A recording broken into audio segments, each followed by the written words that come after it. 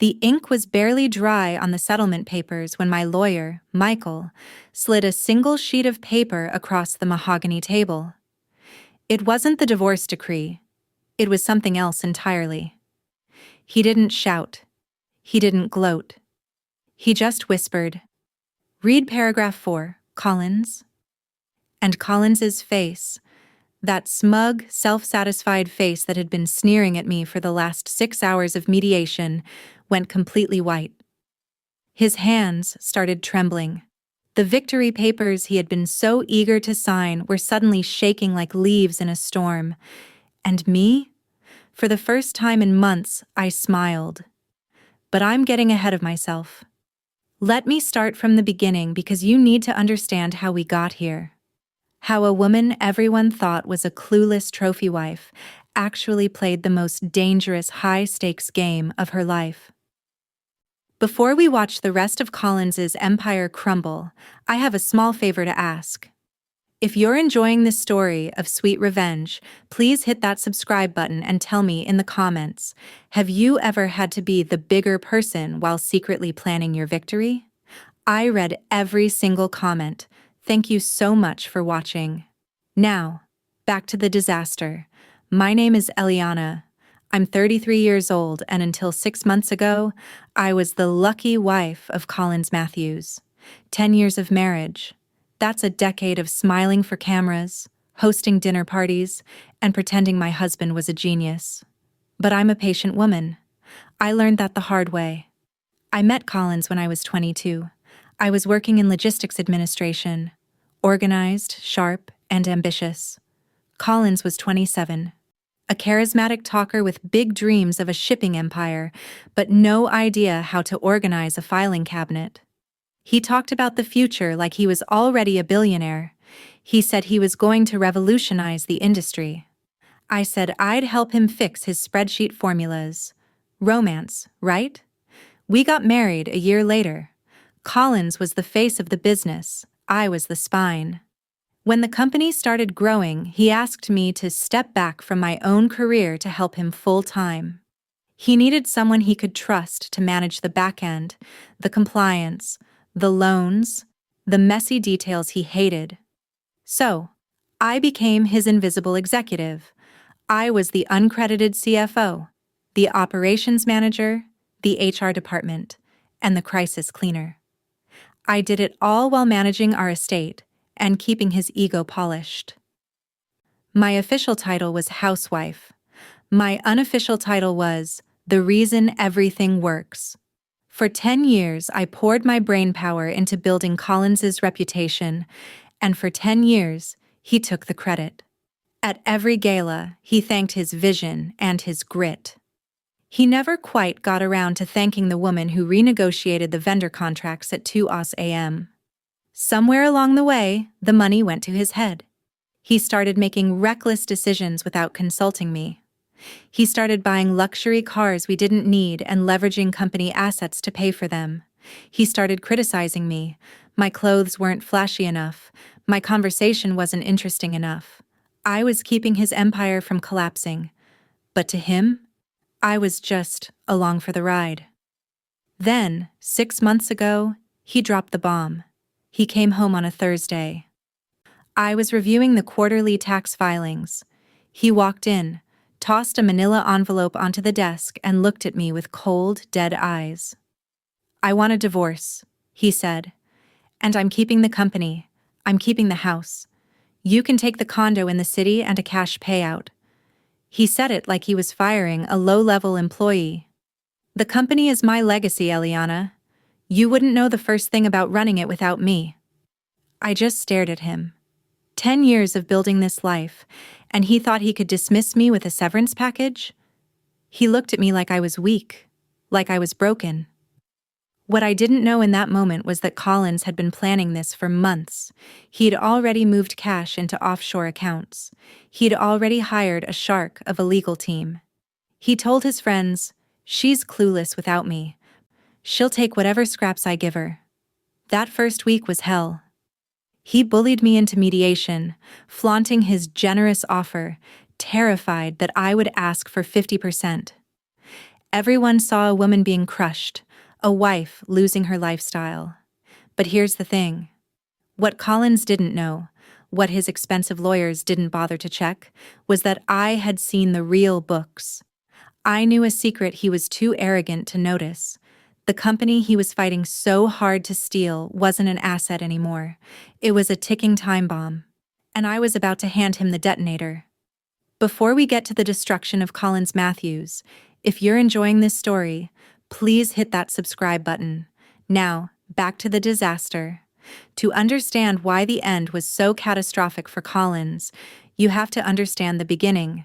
You have to understand the daily machinery of our life, the invisible gears that I oiled every single morning before he even opened his eyes. My alarm was always set for 4:45 a.m., not for the gym, and certainly not for meditation. I woke up that early because the Asian markets closed at 5 a.m. our time, and if there was a customs hold on any of our shipments in Shanghai or Singapore, I had a 15-minute window to fix it before the brokers went home for the weekend. That was my morning ritual. Slipping out of our Egyptian cotton sheets, tiptoeing across the cold marble floor of the master suite, and shutting myself in the downstairs study with a cup of lukewarm water and a laptop. While Collins snored upstairs, dreaming of being a titan of industry, I was on the phone with port authorities in completely different time zones, negotiating release fees and correcting the manifest errors that his brilliant sales team had uploaded the night before. By the time Collins came downstairs at 7:00 a.m., looking refreshed and smelling of sandalwood and expensive aftershave, the fires were already put out. The Shanghai shipment was moving. The union dispute in Jersey was smoothed over with a carefully worded email. The cash flow report for the weekly meeting was printed and sitting on his placemat, right next to his double espresso and his protein scramble. He would pick up the report, glance at the green numbers I had agonizingly engineered by shuffling vendor payments, and nod. "Good week," he'd say, taking a bite of eggs. I had a feeling the Asia route would stabilize. It just needed my steady hand. I never corrected him. I just poured more coffee.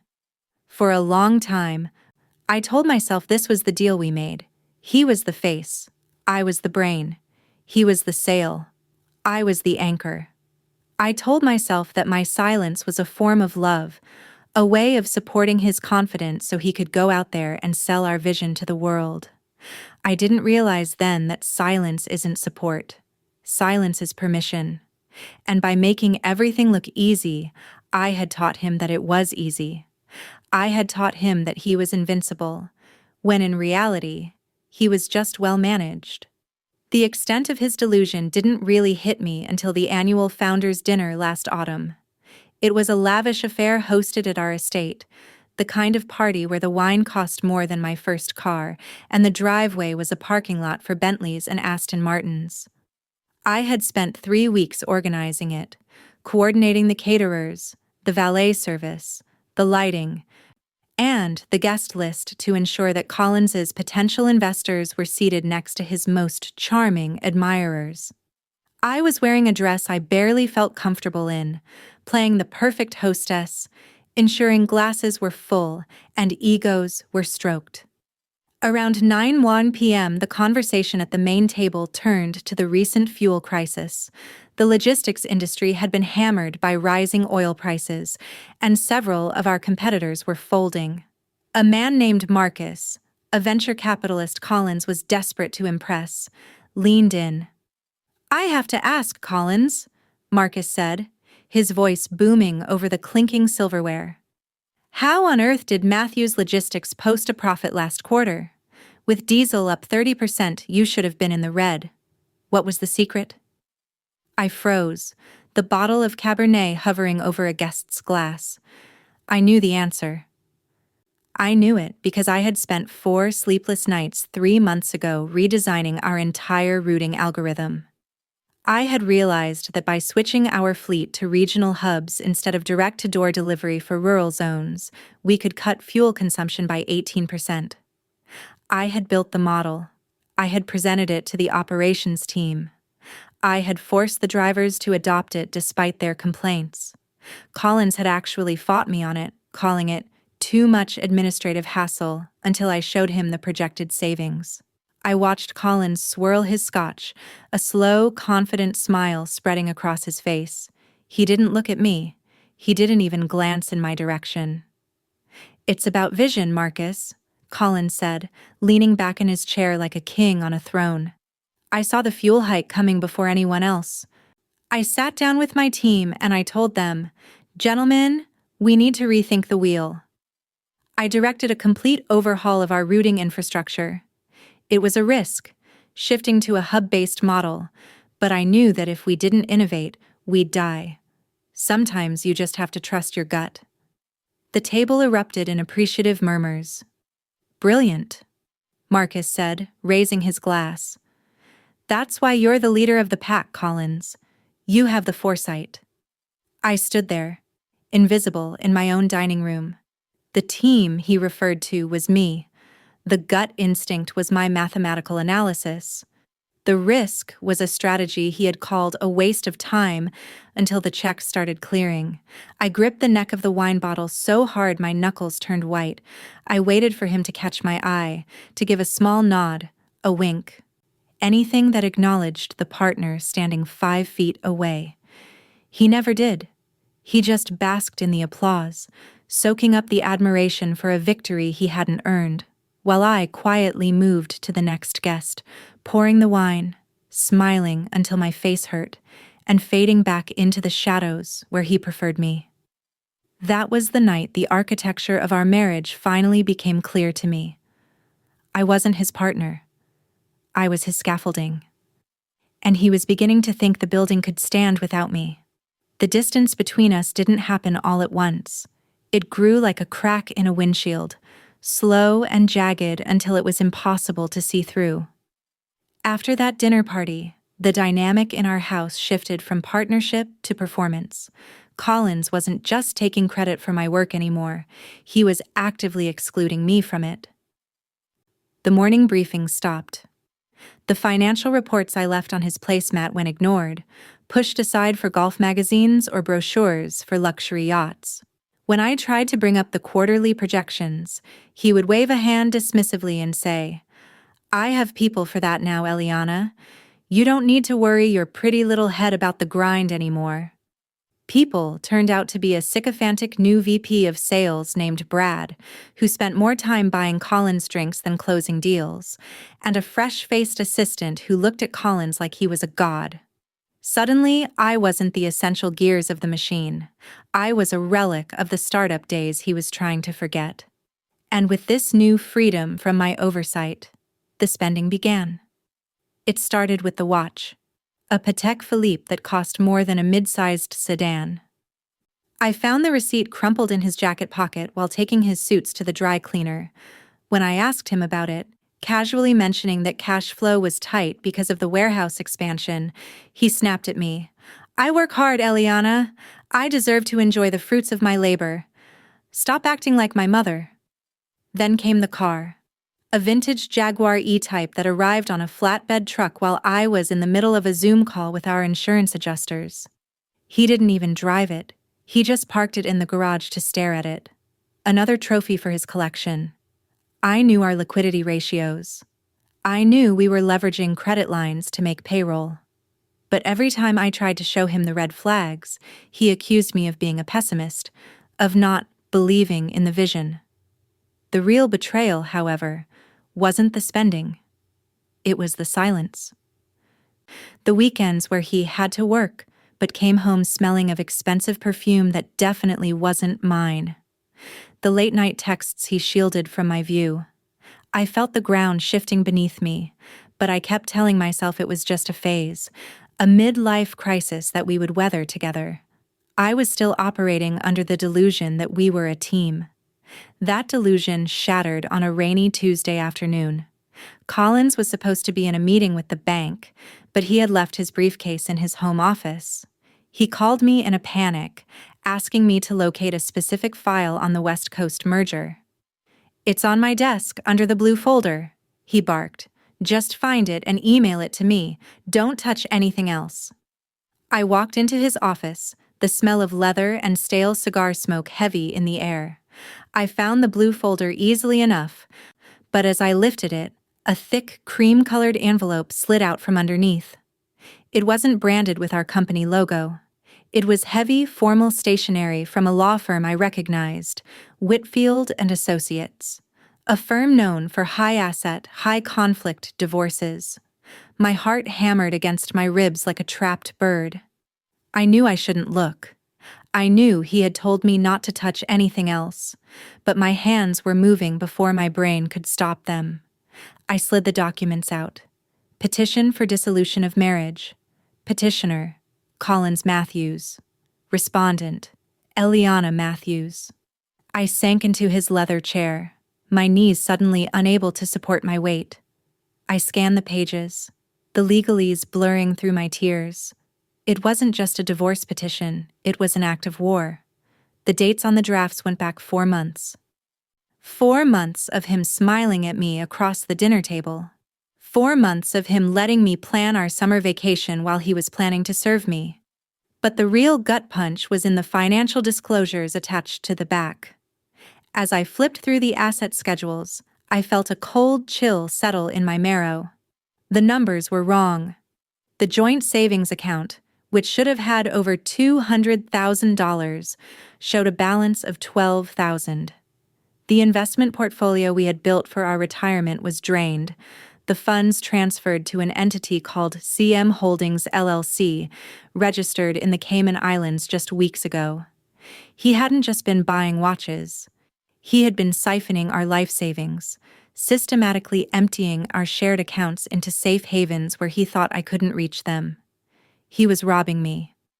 The man who had vowed to love and cherish me was stealing from me in broad daylight.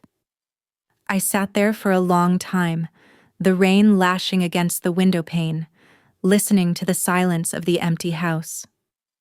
I realized then that the distant husband and the reckless spender were just characters he was playing to distract me. While I was worrying about the credit card bills, he was busy dismantling our entire life. I carefully slid the papers back into the envelope and placed it exactly where I found it, under the blue folder. I wiped my eyes, stood up, and walked out of the office. I didn't email him the file he asked for. Instead, I went to the kitchen and made myself a cup of tea.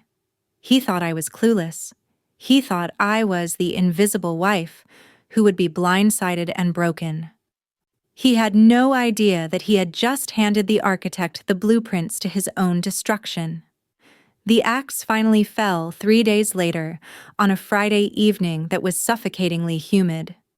I was in the kitchen, chopping vegetables for a stir-fry, the rhythmic thud-thud-thud of the knife against the wooden board acting as a metronome for my anxiety. I had spent the last 72 hours in a state of suspended animation, waiting for him to make his move, sleeping next to a man I now knew was my enemy. When I heard the front door open, the air in the kitchen seemed to drop 20 degrees. There was no, "Honey, I'm home." No sound of keys being tossed into the bowl. Just the heavy, deliberate click of the lock engaging and the sound of his footsteps approaching the kitchen. Collins walked in, still wearing his charcoal suit, looking every inch the corporate shark he imagined himself to be. He didn't look at the food. He didn't look at me. He carried a thick manila envelope, the same one I had seen on his desk, and placed it squarely in the center of the island, right next to the bowl of chopped peppers. The sound of the paper hitting the granite was softer than a gunshot, but it did more damage. "We need to talk," he said. His voice was devoid of emotion, flattened into a sterile corporate monotone. "Sit down, Eliana." I wiped my hands on a towel, feigning the confusion of a wife who was about to be blindsided. "What is this, Collins? Is something wrong with the business?" "The business is fine," he said, his lip curling slightly. "The marriage is over. I've filed for divorce. Those are your copies." I stared at the envelope, letting the silence stretch, playing the part of the stunned victim. Divorce? But why? "We can go to counseling. We can—" "Stop," he interrupted, holding up a hand like he was stopping traffic. There's no point in dragging this out with emotional hysterics. I've simply outgrown this, Eliana. I've outgrown us. I need a life that reflects my status. And frankly, you've become dead weight. The words hung in the air, toxic and heavy. Dead weight. The woman who had saved his logistics contracts, who had managed his payroll when he was broke, who had literally built the operational skeleton of his empire. I see, I whispered, looking down at my hands. And what does this mean? For me? For the house? Collins let out a short, sharp laugh, as if I had told a joke. Let's be realistic, Eliana. I built Matthew's Logistics. It's my name on the trucks. It's my blood and sweat in the foundation. You kept the house tidy. You hosted some parties. You were a perfectly adequate housewife. But let's not pretend you contributed to the bottom line. He leaned forward, placing both hands on the island, invading my space. I am keeping the estate. I am keeping the company, 100% of it. I'm not going to have you meddling in my business or claiming equity you didn't earn. Didn't earn? I repeated, my voice trembling. Partly from the performance, but mostly from a rage so hot it felt like heartburn. Collins, I ran the operations for 6 years. You answered phones, he snapped, his face twisting into a sneer. You sent emails. You were a glorified secretary I slept with. Don't rewrite history just because you're hurt. He tapped the envelope with his index finger. My lawyers have drawn up a settlement offer. It's extremely generous, considering you have zero legal claim to the business assets. I'm offering you a one-time cash buyout of $50,000, and I'll let you keep the leased Audi for the remainder of the term. That's enough to get you set up in a nice little apartment somewhere. Maybe you can go back to school. Learn a real trade. $50,000. The company generated that in revenue every 6 hours. He was offering me pennies. He was offering me the loose change from his couch cushions and expecting me to be grateful. He was trying to erase a decade of my labor, my strategy, and my life, reducing me to a line item he could cross out with a single check. Take the deal, Eliana, he said, straightening his tie and checking his reflection in the dark window. If you fight me, I will bury you in legal fees until you're homeless. I have the best lawyers in the city. You have… what? A stir-fry? He didn't wait for an answer. He turned on his heel and walked out of the kitchen, heading toward the guest room. I'll be sleeping in the East Wing until you move out. Try to have this signed by Monday. I stood there alone in the kitchen, the hum of the refrigerator the only sound. I looked at the envelope, then at the knife on the cutting board. He thought he had just delivered a crushing defeat. He thought he had stripped me of my power. But as I replayed his words, dead weight, glorified secretary, contributed nothing. I felt something inside me harden into steel. He wanted the company? He wanted the empire he thought he built? Fine. I would let him have it.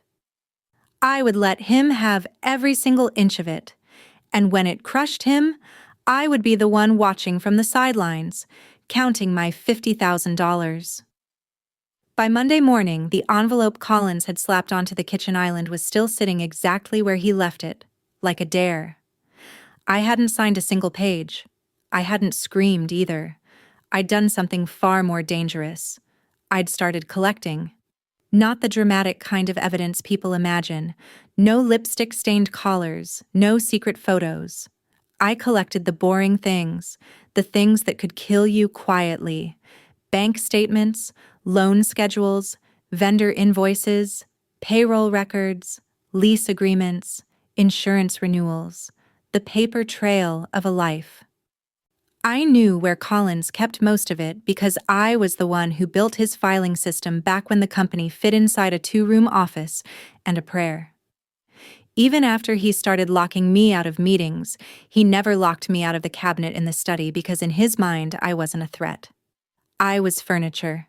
At 6:30 a.m., while he was in the shower humming like a man who believed he'd already won, I slid open the bottom drawer and pulled out the binders he thought I never touched anymore. I copied everything. I took photos of screens. I forwarded myself PDFs from the accounting software and then deleted the sent confirmation so he wouldn't notice. I didn't take anything he could accuse me of stealing. I only took what I already owned: the truth. By 9, I was sitting in a quiet office building across town, staring at a frosted glass door that read, Michael Anders, Attorney at Law, Forensic Accounting Division. Michael wasn't flashy. He didn't have a wall of awards or a leather couch designed to intimidate you. His office felt like a command center: 2 monitors, a heavy-duty scanner, stacks of labeled folders, and a whiteboard filled with arrows and numbers that looked like the inner workings of a bomb. He greeted me with the kind of calm that made panic feel embarrassing. "Eliana?" he asked, shaking my hand once, firm and professional. "You said on the phone it was urgent." "It is," I said, and my voice surprised me. It didn't crack. It didn't plead. It sounded clear. "My husband filed for divorce. He's offering me $50,000 and telling me I contributed nothing. He's demanding the company and the estate." Michael's expression didn't change, but his eyes sharpened, like a lens focusing. "And what do you suspect?" "I suspect," I said slowly, "that he's hiding something. And I suspect whatever it is, it's big enough that he thinks it's worth burning me down to protect it." That was the moment I knew I'd chosen the right person. Michael didn't tell me to calm down. He didn't ask how I was feeling. He slid a yellow legal pad toward me and clicked a pen. "Start at the beginning," he said.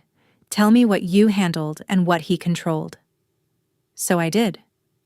I told him how I used to reconcile every account, how I watched Collins shift from cautious to reckless, how the luxury purchases began, how the new people appeared, how he started treating the business like a personal ATM. Then I pulled out the files. The silence in Michael's office was heavy, the kind of silence that usually follows a car crash or a bomb threat. For 10 minutes, the only sound was the hum of the hard drive and the scratching of Michael's pen as he circled numbers on the spreadsheet I had provided. I sat there, clutching my purse, waiting for him to tell me how much I could fight for. I was already doing the math in my head. If the business was worth $5 million, half was 2.5. Even if I settled for $1 million, I could start over. I could buy a house. I could breathe. Michael finally set the pen down. He didn't look at me immediately. He took off his glasses, rubbed the bridge of his nose, and then turned the legal pad around so I could see it. "Eliana," he said, his voice terrifyingly calm, "I need you to listen to me very carefully. You came here asking how to get your fair share of the estate. You want to know how to fight for half the company and half the house." "Yes," I said, leaning forward. "I built that company. It's my right." "If you fight for half," Michael said, locking eyes with me, "you will be bankrupt within 6 months." I blinked. "What?" "Look at this number," he said, pointing to a figure circled in red ink at the bottom of the page. It wasn't a positive number. It was in parentheses. Negative. Massive. "Collins hasn't just been spending cash," Michael explained, his finger tracing the lines of the forensic audit. "He's been leveraging the company to death. He took out 3 high-interest commercial loans in the last 8 months, likely to cover the losses from those innovative shipping routes he implemented without your help. He's leveraged the house against the business. He's borrowed against future receivables that don't exist yet.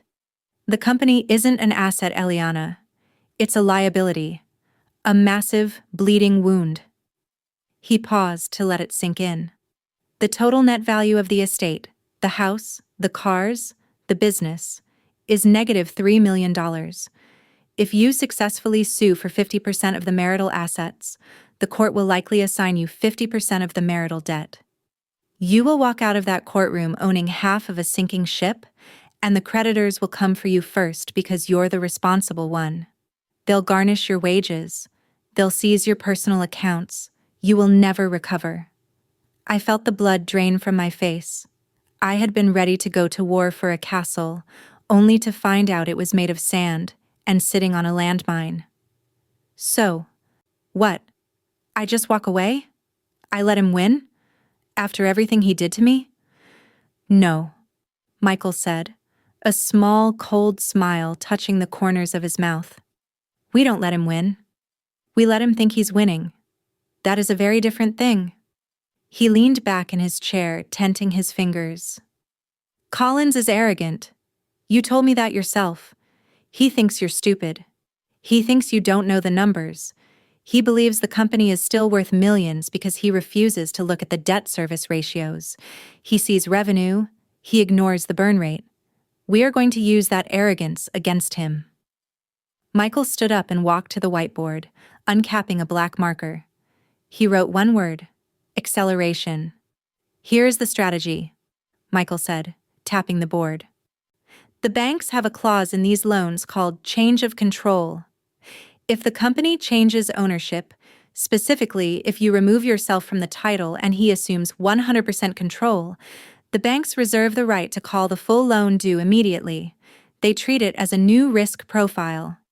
So, I said slowly, if I fight for half, I get half the debt. But if I give him all of it, he triggers the clause. Michael finished. We will agree to his terms. You will beg for the house, making him want to take it from you out of spite. We will draft a settlement where you waive all rights to the assets in exchange for a full release. The moment he signs that paper and transfers the deed to his name solely, he becomes the sole guarantor, and the banks will come calling. He turned back to me. The $50,000 he offered? We take it. But we demand it as a certified cashier's check at the signing. So when his accounts freeze 10 minutes later, your money is already safe. We let him keep the empire. And when the loans come due next month, they will be his problem. Solely, legally, irrevocably. I sat there, processing the shift. It went against every instinct I had. I wanted to scream at Collins. I wanted to prove I was smart. I wanted to show the world I was the architect. But Michael was right. Proving I was right would cost me everything. Letting Collins feel superior would cost him his life. He has to believe I'm losing, I whispered. Exactly, Michael said softly. You have to lose the battle to win the war, Eliana. You have to let him steal the anchor, thinking it's a trophy. I looked down at the red numbers on the legal pad, the evidence of Collins's greed and stupidity. I thought about the way he had looked at me in the kitchen, like I was dead weight, like I was nothing. I looked up at Michael and nodded. The tears were gone. The fear was gone. All that was left was the cold, hard calculation of a woman who was done fixing things. Draw up the papers, I said. I'll make him think he's the king of the world. The conference room at Whitfield and Associates was designed to make you feel small. The table was a slab of polished granite that looked like a tombstone. The chairs were stiff leather that cost more than my first car, and the view from the 42nd floor reduced the people on the street below to insignificant ants. It was the perfect stage for Collins's victory lap, and he was already seated at the head of the table when Michael and I walked in, checking his watch with an air of exaggerated impatience. "You're late," Collins said, not even looking up. "I have a tea time at 1. Let's make this quick." I sat down across from him, keeping my eyes lowered, my shoulders hunched. I wore a cardigan that was slightly too big and no makeup, calculating every inch of my appearance to scream, defeated. Under the table, my hands were shaking, not from fear, but from the adrenaline of the performance I was about to give. Michael sat beside me, his face a mask of grim resignation. He opened his briefcase slowly, sighing just loud enough for Collins to hear. "We've reviewed your proposal, Collins," Michael said, his voice weary. It's Aggressive. It's fair, Collins corrected sharply, finally looking at me. His eyes were cold, devoid of the warmth I had seen in them for a decade. I built the empire. I keep the empire. It's simple math. It's not fair, I whispered, forcing my voice to break. I looked up at him, widening my eyes to let the tears I had been holding back well up. Collins, please. The business? Fine. Take the business. I know I can't run it without you. But the house? That's my home. I planted the rose garden. I designed the nursery. Please, don't take the house. It's all I have left. Collins leaned back, a cruel smile playing on his lips. He was enjoying this. He was feeding on my desperation like a vampire. The house is an asset, Eliana. A significant one. Why should I give you a $2 million property when you're walking away? You can rent. I hear the apartments in the garment district are quaint. But I have nowhere to go, I pleaded, reaching across the table before pulling my hand back as if burned. I'm 33. I stepped back from my career for you. If you take the house, I'm starting from zero. Collins, please, for the sake of 10 years. Just let me keep the roof over my head. No, he said, the word landing like a hammer. I want a clean slate. I want my house, my cars, and my company. You get the buyout, take it or leave it. Michael cleared his throat, shifting in his seat like a lawyer who knows he's losing. Collins, if she agrees to waive her claim on the residence and the business equity, which is substantial, we need to ensure this is a total separation. If Eliana walks away with nothing but the cash settlement, we need a total asset and liability transfer clause. She gives up all rights to future profits, yes, but she also needs to be severed from any potential complications. Collins laughed, a barking sound that echoed off the glass walls. Complications? You mean my success? You want to make sure she doesn't come crawling back when Matthew's Logistics goes public? Don't worry, Michael, I want that more than you do. He turned to his lawyer, Harold. Draft it. Total transfer. She gets 0% of the assets, 0% of the future revenue, and I assume full control. I want it ironclad. If I turn this company into a billion-dollar enterprise next year, I don't want her asking for a dime. Harold frowned, skimming through his notes. Sir, a total liability transfer means you also assume full responsibility for all existing debts and encumbrances. Usually, we'd split the... I said do it, Collins snapped, slamming his hand on the granite. There is no debt that I can't handle. The company is a rocket ship, Harold. Stop trying to put brakes on it. I want her out. Today. If taking 100% of the liability gets her to sign the rights to the assets over to me, then fine. I'll take the burden of being rich. It's a sacrifice I'm willing to make. He looked back at me, his eyes gleaming with triumph. You hear that, Eliana? I'm taking it all. The good, the bad, the liability. You're free. You can go live your small life with your small check, and I will never bother you again. I let out a sob, a real one, though he didn't know it was a sob of relief, not sorrow. I buried my face in my hands, shoulders shaking. Okay, I choked out. Okay. If that's what it takes. I just want it to be over. Wise choice, Collins sneered, standing up and buttoning his jacket. We'll have the final papers ready for signature in an hour. Don't be late this time. As he walked out of the room, leaving me broken at the table, I waited until the heavy door clicked shut. I kept my face in my hands for another 10 seconds just in case. Then, slowly, I lowered them. I looked at Michael. He didn't smile, but he gave a nearly imperceptible nod. Collins thought he had just bullied me into submission. He thought he had secured his fortune. He had no idea he had just bullied his way into a financial death sentence. The hour passed in a blur of printer noises and hushed whispers. When we returned to the conference room, The atmosphere had shifted from businesslike to celebratory, at least on their side of the table. Collins had ordered sparkling water and a tray of pastries, as if this were a merger closing rather than the end of a marriage. His legal team, 3 men in identical navy suits, were leaned back in their chairs, joking about golf handicaps.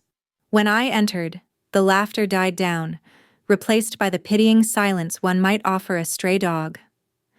Harold slid the final settlement agreement across the granite. It was thick, bound in a blue folder, the pages warm from the printer. "Standard terms as discussed," Harold said, his tone bored. "Mrs. Matthews waives all claims to the marital residence, the commercial entities known as Matthews Logistics, and all subsidiary assets. Mr. Matthews assumes sole ownership and all associated liabilities." Then, Harold reached into his inner jacket pocket and pulled out an envelope. He slid a rectangular slip of paper across the table toward me, a cashier's check. "And the $50,000 equalization payment, certified funds as requested." I picked up the check. It was real. The money was already withdrawn from his account and sitting in the bank's escrow, guaranteed to me. I slipped it into my purse. It was the only lifeboat I would get. I picked up the pen. It was heavy, a Mont Blanc that felt cold against my clammy skin. I looked at the signature line, Eliana Matthews. It would be the last time I ever wrote that name. I hesitated. I let my hand hover over the paper, trembling slightly. I looked up at Collins. He was watching me with the intensity of a predator, his eyes narrowed. "Cold feet?" he taunted, leaning forward. "It's too late for second thoughts, Eliana. You want it out. This is the door." "It's just," I said, my voice barely a whisper. "It's everything, Collins. The company. We built it together. Are you sure you don't want to split the responsibility?" One of his junior lawyers snickered. "She still thinks she's a partner," he muttered to his colleague. Collins ignored him, fixing his gaze on me. "I'm sure. I don't need your help carrying the load, Eliana. I never did. Just sign the damn paper so I can get back to work." "Please," I said, a final pathetic plea. "If I sign this, I have nothing. No equity. No home. It's all yours." "All mine," he confirmed, a grin spreading across his face. "Every brick, every dollar, every contract. Sign it." I looked at Michael. He gave a microscopic nod. I lowered the pen. I pressed the nib to the paper. And then, I signed. I signed my rights away. I signed the house away. I signed the empire away. And with every loop of my cursive, I felt a weight lifting off my chest that was heavier than the building we were sitting in. I pushed the folder toward him. Collins didn't hesitate. He grabbed the pen from my hand, literally snatched it, and uncapped it with a flourish. He didn't read a single word. He didn't check the addendums. He was so blinded by his own victory, so eager to claim his prize, that he scrawled his signature across the page with aggressive, slashing strokes. Collins Matthews. He slammed the folder shut and tossed the pen onto the table. "Done," he announced, clapping his hands together. Finally, free and clear. He stood up, adjusting his cufflinks, beaming at his lawyers. "Harold, send the deed transfer to the county clerk immediately. I want the title in my name by the end of the day. And get the locks changed on the estate tonight. I don't want any unauthorized visitors." He turned to me, his expression softening into something patronizing. "Don't look so sad, Eliana.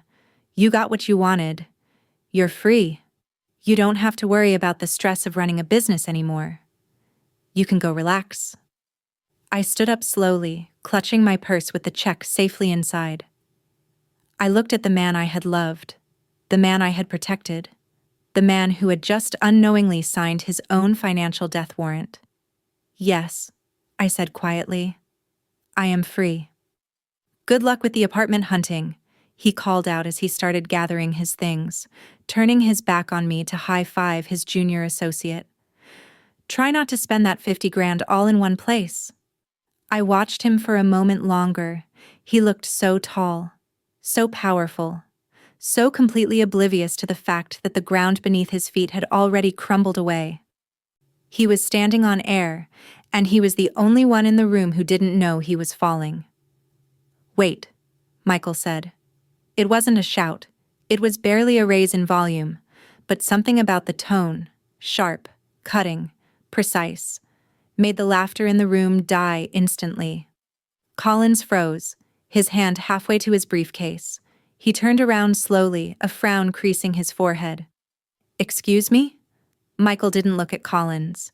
He reached into his own briefcase. But he didn't pull out a divorce paper. He pulled out a thick, stapled document with a bank logo on the top. Western Trust Commercial Lending Agreement. He slid it across the mahogany table.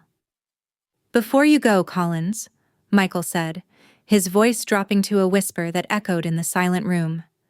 "You might want to read paragraph 4. The silence that followed Michael's whisper was absolute.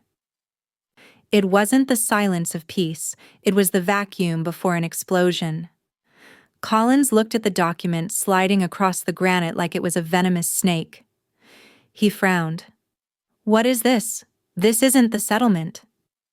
"No," Michael said. "It's the loan agreement for the $3 million you borrowed against the business last year, the one you signed." Collins rolled his eyes and snatched the paper. "I know what I borrowed, Michael. I'm good for it. What is your point?" "Read the highlighted section," Michael said. "Paragraph 4, acceleration upon change of control." Collins held it up to the light, squinting. "In the event that the borrower transfers, assigns, or alters the ownership structure of the collateralized entity." He mumbled, reading aloud in a mocking tone. "Or, if the guarantor structure changes without prior lender approval." He paused. He frowned. "Yeah, okay, standard language. But I just took ownership. I'm the owner. It's fine." "Keep reading," Michael said, his voice sharpening. Collins looked back down. "The lender reserves the right to declare the entire principal balance immediately due and payable. Failure to remit full payment within 48 hours constitutes default." He stopped. His eyes stopped moving. His mouth opened slightly, then closed. The color began to drain from his face, starting at his forehead and washing down to his neck until he looked like a wax figure. "What is this?" he whispered. "Immediately due?" "It means," Michael said, finally standing up, "that the moment you signed that divorce paper and transferred the title exclusively to your name, you triggered a technical default. You changed the guarantor structure from joint to sole without bank approval. And since the business is currently operating at a net loss," Michael paused, letting the reality hang in the air. "You now personally owe the bank $3 million, due immediately, or they foreclose on everything, including the house you just fought so hard to keep." Collins dropped the paper. It fluttered to the table, landing face up. He looked at his lawyers. "Harold? What is he talking about? Tell him he's lying." Harold was frantically flipping through the settlement documents, his face pale. Sir, I didn't review the commercial loans. I only reviewed the marital assets. I assumed, based on your statements, that the business was solvent?" "You assumed?" Collins roared, his voice cracking. "You assumed? I pay you $500 an hour to assume?" He turned back to me, his eyes wild, panic finally shattering his mask. "Eliana, you knew this. You set this up." "I didn't set anything up, Collins," I said, my voice steady for the first time that day. I stood up, smoothing down my cardigan. "I just gave you exactly what you asked for. You wanted the empire. You wanted to be the sole owner.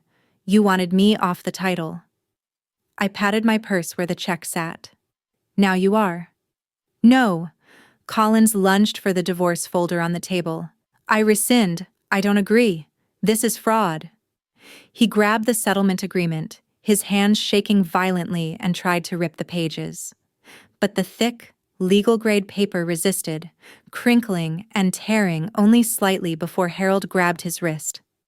"Don't!" Harold hissed. "Sir, you already signed. It's witnessed. It's notarized. Tearing it up doesn't change the legal standing. If you destroy it now, you'll be held in contempt of court on top of the debt." Collins froze, breathing heavily, his chest heaving. He looked at the mangled paper in his hands, then at me. The realization hit him like a physical blow. The debt, the loans, the leverage he had hidden, thinking he could juggle it forever. It was all crashing down, and he was the only one standing under the rubble. "Eliana," he pleaded, his voice trembling. "Eliana, wait. We can fix this. I can tear this up. We can go back to 50-50. You can have half the house. I'll give you half the company. Please, I can't cover a $3 million call." "Half the company?" I asked, tilting my head. "Why would I want half of a bankrupt business, Collins? You told me I contributed nothing, remember? You said I was dead weight." I walked toward the door. Michael held it open for me. "No, you can't leave me with this," Collins screamed, the veins in his neck bulging. "I'll lose everything. They'll take the house. They'll take the cars." I stopped in the doorway and looked back at him one last time. He looked small. He looked terrified. He looked like a man who had finally met the consequences of his own ego. "They won't take everything," I said softly. "You still have your vision, Collins. I'm sure that's worth something." I walked out into the hallway, the sound of his shouting fading behind the heavy oak door. I walked past the receptionist, past the elevator bank, and out into the bright, blinding sunlight of the city. I took a deep breath. The air smelled like exhaust and hot pavement. But to me, it smelled like freedom. They say living well is the best revenge. But I think watching your ex-husband unknowingly auction off his own ego comes in a close second. It's been 6 months since I walked out of that conference room, and the silence in my life has been nothing short of symphonic. I saw the news yesterday. I didn't go looking for it. I'm too busy for that. But it was hard to miss the headline in the local business journal. "Logistics Titan collapses. Matthews estate seized in bankruptcy auction." There was a photo of the house, my house, the one where I had planted the hydrangeas and designed the nursery. A bank-owned sign was staked aggressively into the front lawn, right through the manicured grass Collins used to obsess over. The article detailed the fall of the empire, the defaulted loans, the seized fleet of trucks, the frantic liquidation of assets to cover a debt load that turned out to be nearly $4 million. Collins had tried to keep the ship afloat for a few weeks, apparently, but without me in the engine room managing the cash flow, and with the bank breathing down his neck for the collateral he didn't have, the whole thing had capsized in record time. I put the newspaper down and took a sip of my coffee. It tasted better here. My new apartment isn't a mansion. It's a 2-bedroom walk-up in a quiet neighborhood, the kind of place Collins would have sneered at. The floors are old hardwood that creak when it rains, and the kitchen is tight. But it's mine. Every piece of furniture was bought with my own money, the $50,000 Collins threw at me like scraps. I didn't spend it on a luxury vacation. I spent it on stability. I paid 6 months of rent up front. I bought a reliable laptop. I invested in a business license. That's the other part of the victory he didn't see coming. Eliana Matthews Consulting officially launched 2 months ago. It turns out, word gets around in the industry. When suppliers heard I had left Collins, 3 of his biggest vendors called me within a week. They didn't want the visionary who gave speeches.